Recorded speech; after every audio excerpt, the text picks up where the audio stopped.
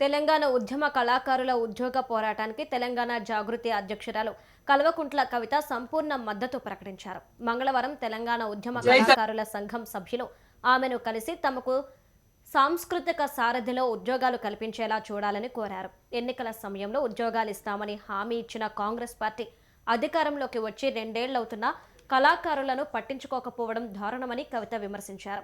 Appointment కూడా ఇవ్వని తీరుకు నిరసనగా ఇందిరా పార్క్ వద్ద కళాకారులు చేపట్టే ధర్నాలో తెలంగాణ జాగృతి ప్రత్యక్షంగా పాల్గొంటుందని ఆమె స్పష్టం చేశారు. ఉద్యమ సమయంలో కీలక పాత్ర పోషించిన కళాకారులకు అండగా ఉంటామని కవిత భరోసా ఇచ్చారు. అందరికీ నమస్కారం. తెలంగాణ ప్రజలందరికీ తెలిసిందే, తెలంగాణ రాష్ట్రంలో ఉద్యమం నడిపించిందంటే మాట పాట. మరి మాట చెప్పినటువంటి అనేక మంది పెద్ద మనుషులు మనకు బాట చూపించినట్టే పాటతోని అనేక మంది సామాన్య ప్రజలకు ఉద్యమం ఏంటి, ఉద్యమ అవసరం ఏంటి, తెలంగాణ రాష్ట్రం రావడం వల్ల లాభం ఏంటి అనేటటువంటి విషయాలు ఊరున గజ్జగట్టుకొని తిరిగినటువంటి కళాకారులందరూ వినిపిస్తేనే ప్రతి ఊర్లో కూడా ఉద్యమం ఉవ్వెత్తున ఎగిసింది.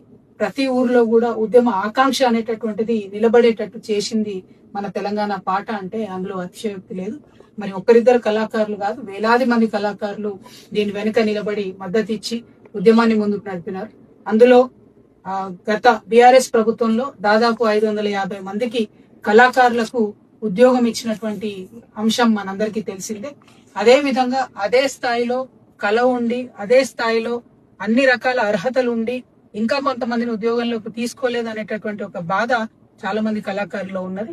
మరి ఇప్పుడు అన్న అనవోజు వెంకటేశం గారి నేతృత్వంలో తెలంగాణ కళాకారులంతా కూడా ఒక ఫోరం గా ఏర్పడి మరి తెలంగాణ కళాకారులకు ఇంకా రావాల్సిన ఉద్యోగాల గురించి పోరాటం చేస్తా ఉన్నారు. ఈ పోరాటానికి తెలంగాణ జాగృతి సంపూర్ణంగా మద్దతు ఇస్తుందని తెలంగాణ